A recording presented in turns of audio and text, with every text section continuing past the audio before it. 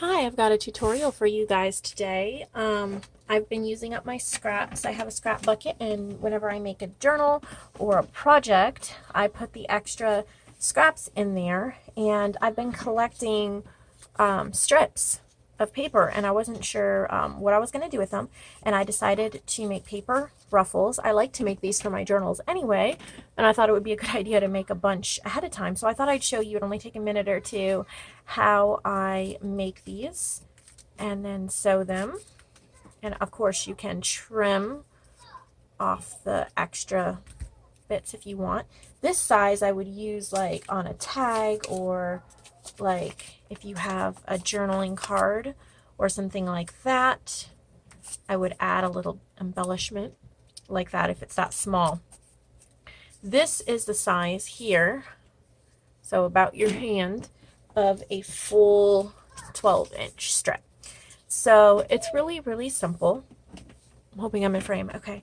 I just start folding down the strip, and you can go either way, both ways. It can stay straight, curve. I really don't overthink it. I just do whatever I feel like doing. And so then once I do that, I just put it through the sewing machine and stitch all the way. Now, a tip, if you don't want it to come undone, which I've had that happen while you're sewing, like if you're sewing and then it pulls open while you're sewing, just flatten it out really good before you put it in the machine, and then just stitch, and this is exactly what it looks like. And you can do it with any width, any weight paper. This is a really lightweight, probably like a 24, 28 pound paper. This is a heavy cardstock. I'm guessing this is more of like a 64 pound or something like that. That's what it feels like. So there's that one, and you would just stitch it.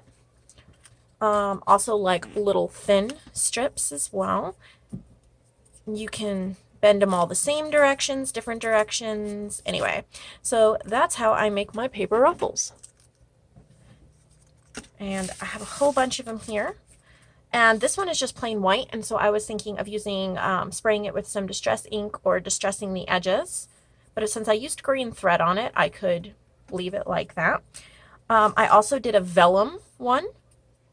I thought this one came out really cool. That's like gold words on it. This one here had like a little butterfly as part of it, so I folded before it and I folded after it, and I left the butterfly there. Yeah,